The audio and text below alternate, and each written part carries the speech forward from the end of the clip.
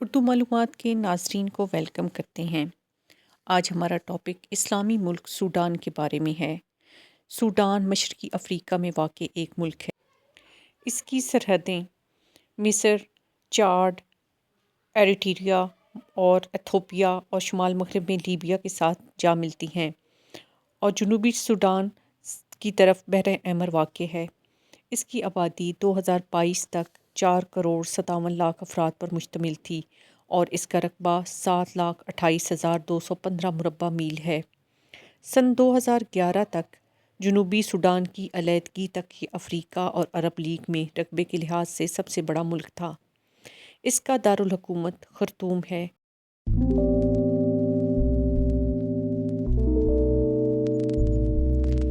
ویسے تو اس غریب ملک میں انسٹیبلٹی اور تشدد کوئی نئی بات نہیں، لیکن دارالحکومت خرطوم کے لیے یہ نئی ہے، جہاں ہر وقت اب دھماکے اور بارود کی بو رہتی ہے اور آسمان پر اسی خوف کے بادل چھائے رہتے ہیں۔ علاقے میں کھانے پینے اور پانی کی قلت ہے۔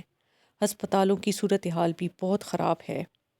دراصل یہ دو جرنیلوں کی لڑائی ہے، وہی اقتدار کی ہوس عام عوام بھگت رہی ہیں۔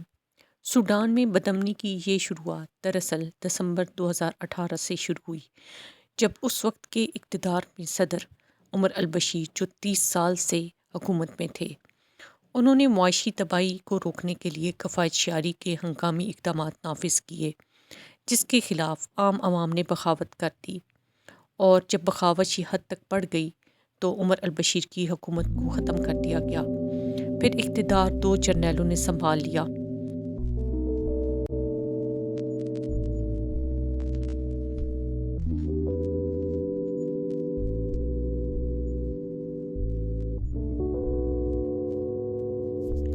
یہ دونوں جرنیل، جو کسی وقت ایک دوسرے کے کافی قریب تھے، لیکن اقتدار کو حاصل کرنے کے لیے ایک دوسرے کے دشمن بن گئے۔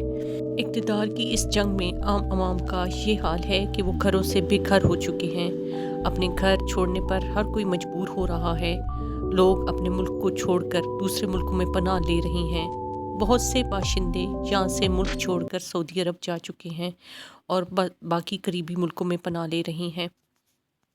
جو یہاں ملک چھوڑ کر جا رہے ہیں، ان کے پاس درد کی اپنی اپنی کہانی ہے۔ ان دونوں جرنیلوں کے فوجی ہر جگہ دندناتے پھر رہے ہیں اور کوئی فیصلہ لڑائی کے بغیر حل کرنا نہیں چاہتے۔ عوام کا احساس ان دونوں جرنیلوں میں نہیں ہے۔ لوگوں کا بہت برا حال ہے۔ پانی کی شدید قلت اور خوراک کی کمی ہے۔ ہسپتال بھرے پڑے ہیں۔ بہت سے بے بس لوگ ایسے ہیں جو ہسپتالوں تک بھی نہیں پہنچ پا رہے اور زخمی حالت میں پڑے ہیں۔ ان کے گھر تباہ ہو چکے ہیں۔